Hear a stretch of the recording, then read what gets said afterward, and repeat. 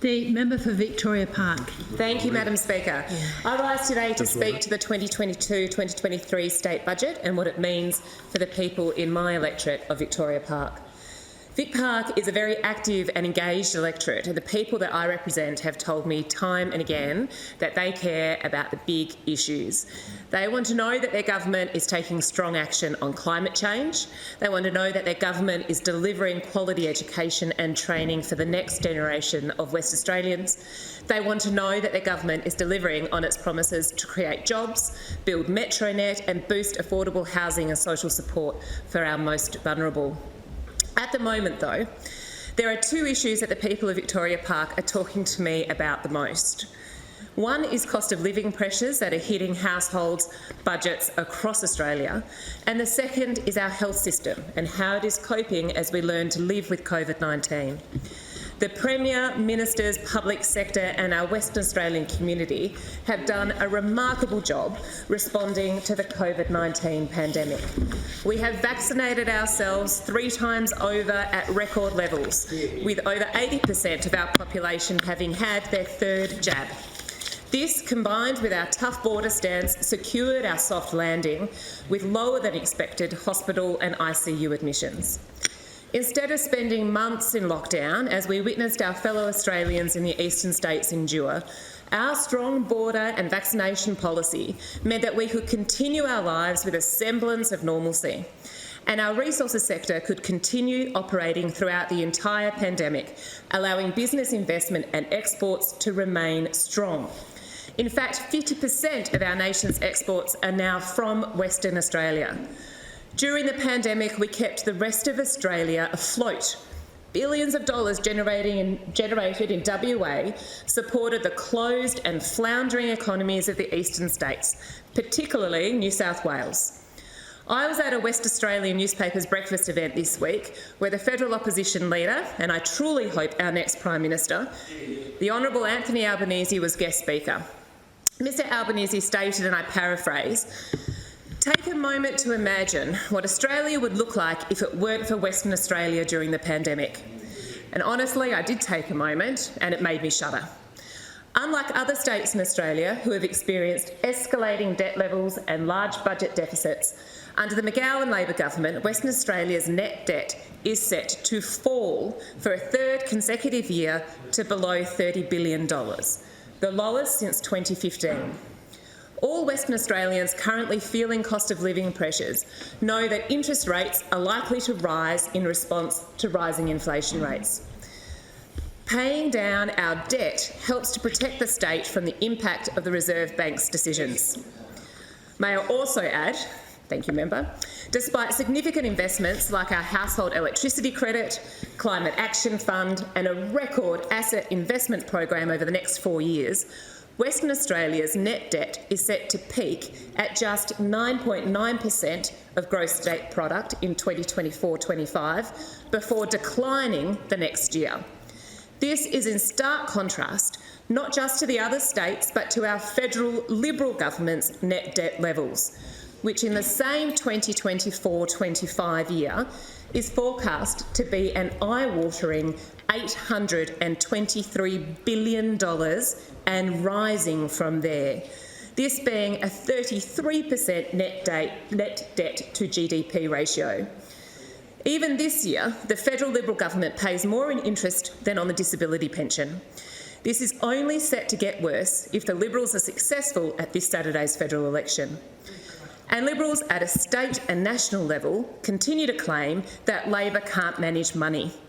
Their gall is as amazing as their debt is eye-watering. I commend the Premier, our Treasurer, on his strong fiscal management, which has seen our state achieve this feat while also committing over $1.6 billion in this budget to support businesses during the pandemic, part of our total $11.2 billion COVID response measures. I know that this support, including small business grants, has been vital to the many cafes, restaurants, gift shops, bookshops, clothing retailers, printers and more who call Victoria Park home.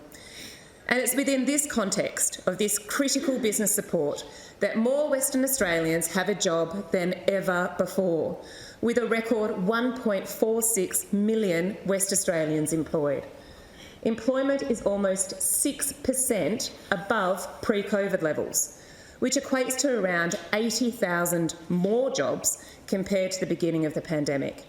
We have the lowest unemployment rate in the nation, a 13-year low at 3.4%. This is particularly remarkable given we also have the highest participation rate on record for any state at 70%. We also enjoy record female employment and female participation rate. Yay.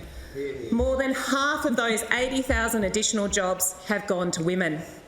We have 8% higher female employment compared to pre-COVID. Female employment is up 7% over the last 12 months alone. Our female participation rate has risen and is trending upwards, narrowing in on the male participation rate. Female workforce participation is at almost 64%, much more than pre-COVID levels and higher than other states' total participation rates. It was the female workforce that was initially hit hardest during COVID, but the gender equality measures and work being undertaken by the McGowan government, together with the flexible work arrangements that COVID ended up creating, has suited female workers.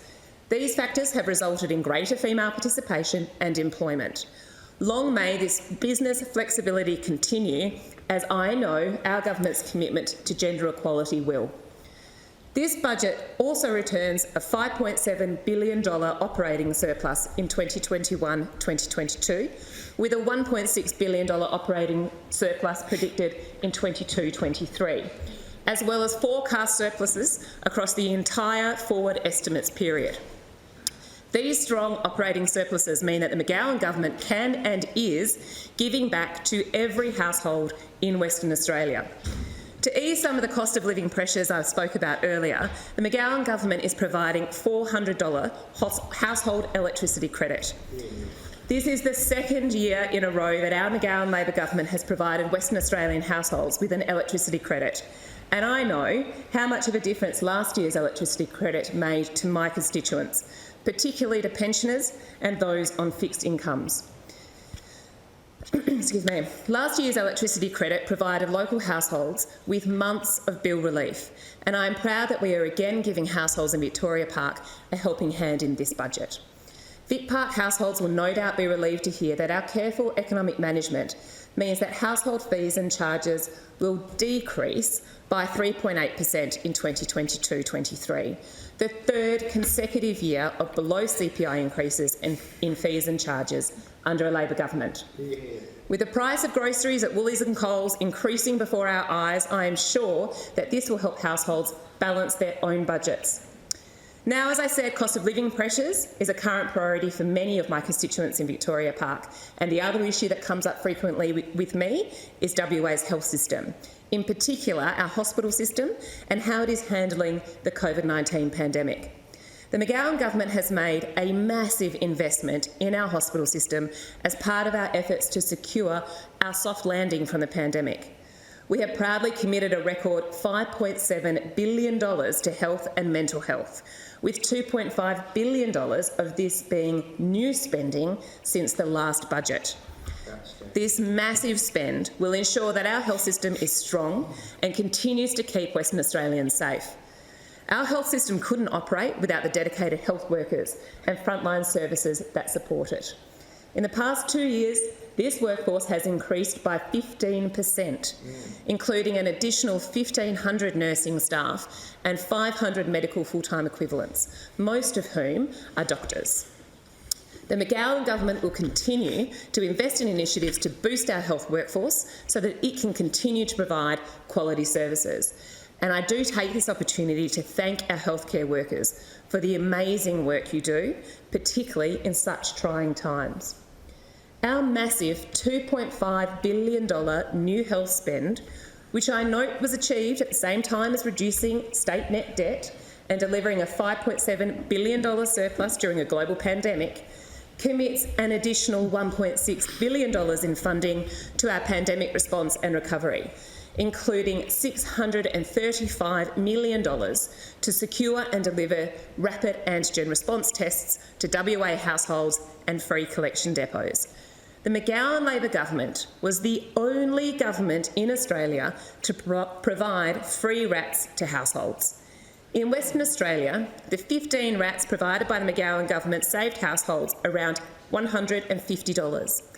As a Member of Parliament, I was also delighted to be allocated 2,000 RATs for my community, which I provided to local community groups, including homelessness and disability services, women's refuges and schools, as well as to individuals in need.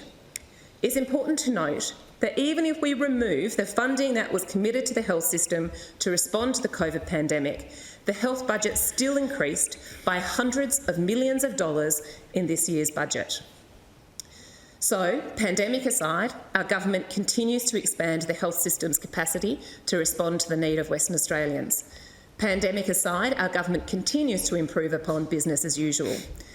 In this respect, the budget includes funding for a $252 million emergency department reform package, comprised of 17 initiatives designed to improve access to emergency care and ambulance services.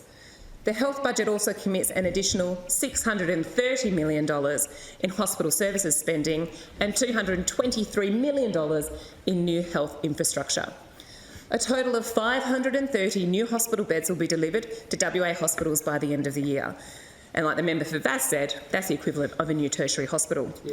The South East Metro Corridor, which captures my electorate of Victoria Park, has been a direct beneficiary of these funding initiatives. In December, the McGowan government announced the creation of 67 new hospital beds at Beazley Hospital. I can tell you this was incredibly well received by my community. 37 of these beds were placed in Beazley Hospital to expand their general capacity, and 30 beds are being created on-site as part of a new modular facility for non-acute patients, which is coming online this year. Earlier this week, we announced with Federal Labor leader Anthony Albanese that our government will also partner with a Labor federal government to deliver a new $150 million Beazley Hospital Surgery Centre. This surgery centre will feature 6 new surgical theatres, 2 new procedure rooms, a 24-bed surgical ward, a new central sterilisation services department and more parking. It's another reason why I'm very much hoping for and will be voting for a federal Labor government this Saturday. Importantly, our Labor government's health investment also includes $181 million of new funding for new and expanded mental health, alcohol and drug services. I know many people in our community have felt the stress caused by the pandemic and cost of living pressures, and I'm pleased that this budget responds to this important aspect of our wellbeing. I am proud that in my electorate of Victoria Park, in the suburb of St James, we will be home to a first of its kind in WA transitional care unit. The McGowan government's new $7 million St James transitional care unit is a 40-bed service designed to help people with mental health issues recover and confidently return to community living. I'm very confident that the budget presented to this House by the Treasurer addresses the key current concerns of my constituents: cost of living pressures and our health system. However, as members here today know too well, even during a global pandemic, the normal business of government continues. I mentioned earlier that people living in my electorate of Victoria Park have told me, including from the hustings when I was still a candidate, that climate change is a matter of extreme importance to them. It is critical that governments take strong action immediately to address climate change, and this budget provides over $652 million to promote green initiatives. This includes incentives for West Australians to move towards greener alternatives, such as a $36.5 million fund to provide $3,500 rebates to West Australians who purchase a new electric vehicle or a hydrogen fuel cell vehicle, as well as grants for charging infrastructure. I have many car yards in my electorate, and this initiative will be great for their electric vehicle sales figures as well as our environment. Western Australia and Australia as a whole has committed to net zero emissions by 2050, and this budget underpins that commitment by delivering $31 million to climate action research that will reduce carbon emissions. Proudly, our 2022-23 state budgets $500 million boost to the Climate Action Fund brings this fund to a very significant $1.25 billion. I know all these green initiatives, including our plan for plastics, containers for change and more, are and will be welcomed by my environmentally conscious constituents. We have great green locals in Victoria Park, and we also have very keen cyclists. They often cross over on the Venn diagram of issues. In fact, Vic Park is an electorate of mad cyclists. And while it is not a passion I share, I have come to embrace Lycra and bike helmets, just not on me. And I even present local schools in my electorate with a bike each year to use as a prize in their fundraising efforts. So I could not give my budget reply on behalf of my electorate without mentioning the $830,000 grant that the McGowan government has provided the town of Victoria Park to fund protected bikeways along Archer Street and Mint Street in Carlisle. This will integrate Victoria Park into the Metropolitan Cycling Network, including the new Causeway Cycling and Pedestrian Bridge, which will connect Vic Park to the city and vice versa. I wish our Victoria Park cyclists many happy cycling journeys along these new paths, and I will salute you with my cup of tea from Cafe Bella Rosa. Victoria Park is an inner city electorate with a high demand for housing. It is an electorate that has felt the impact of housing supply challenges, and I am frequently contacted by constituents who are struggling to find accommodation in the private rental market. I am delighted, therefore, that this budget includes a 50% reduction to land tax for build-to-rent constructions, a new urban housing model where apartments are developed for the sole purpose of being rented. Of particular interest to Victoria Park, where we are seeing more medium to high-density developments, the housing budget includes a density bonus for developments that set aside at least 5% of their accommodation for social housing. The Treasurer and Minister Carey have also ensured that the government's existing social housing stock will be upgraded, investing $58 million into the SHIRT Fund, which will be distributed among 47 community groups to assist them in refurbishing their properties. Madam Acting Speaker, may I seek an extension? Extension granted. Thank you very much. One of these community groups is Connect Victoria Park, who I've spoken about in this House before. They are a fantastic organisation providing advocacy, social support and housing for vulnerable seniors. Seniors, particularly older women, are the fastest growing section of the population facing housing pressure. Connect received almost $1 million from this SHIRT Fund to refurbish 20 of their units. These are 30-year-old units, and the funds will replace their original kitchens and bathrooms and allows Connect to install lifts, improving accessibility for many of their senior residents. This funding also relieves Connect's maintenance budget and allows them to keep their other 50 units fit for purpose and available to low-income older people. In total, our Labor government is investing an extra $408 million into housing and homelessness initiatives in this budget alone, which I know will ease some of the pressure experienced by my constituents. New housing developments and greater density need to be supported by quality infrastructure, and in Victoria Park, as well as all over the metro area, that means Metronet. In Vic Park, we anxiously await the removal of level crossings along the Armidale line at Mint Street, Oak Street and Welshpool Road, as well as new modern elevated train stations in Carlisle and Oak Street. Understandably, building this infrastructure necessitates the closure of the Armidale line for at least 18 months, and this budget provides $16 million in funding for replacement bus services while this shutdown occurs, so that residents are inconvenienced as little as possible while we await our new elevated rail. Finally, I couldn't end my budget reply without mentioning education and training, an area of government that I am passionate about and which is a perennial priority issue for my electorate.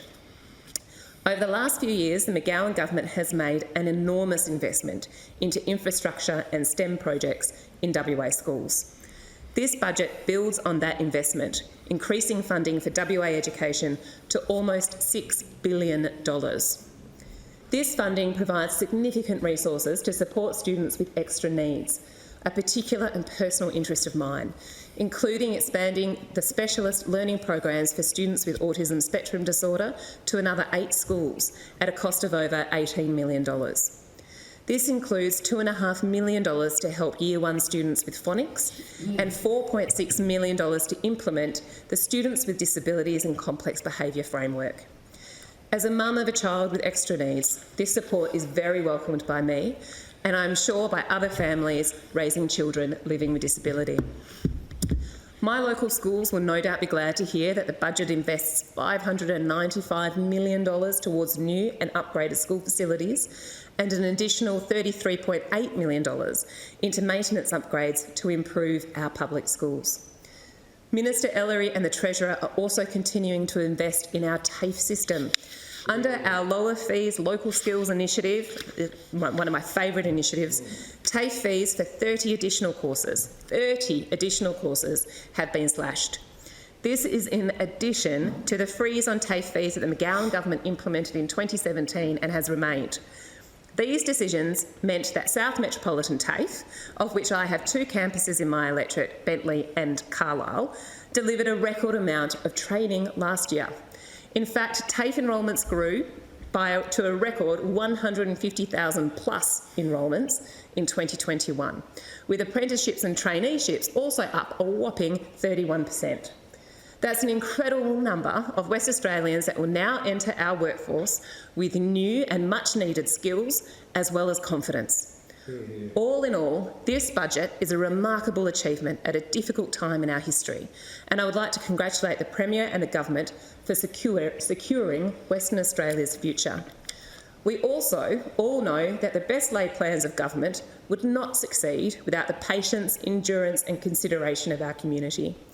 Western Australians have shown all of these traits throughout the last 2 years of the COVID pandemic, and no more than in my electorate of Victoria Park. I take this opportunity to thank my constituents and local businesses for doing the right thing so that together we can ensure Western Australia remains safe and strong. Madam Deputy Speaker, I commend the budget to the House.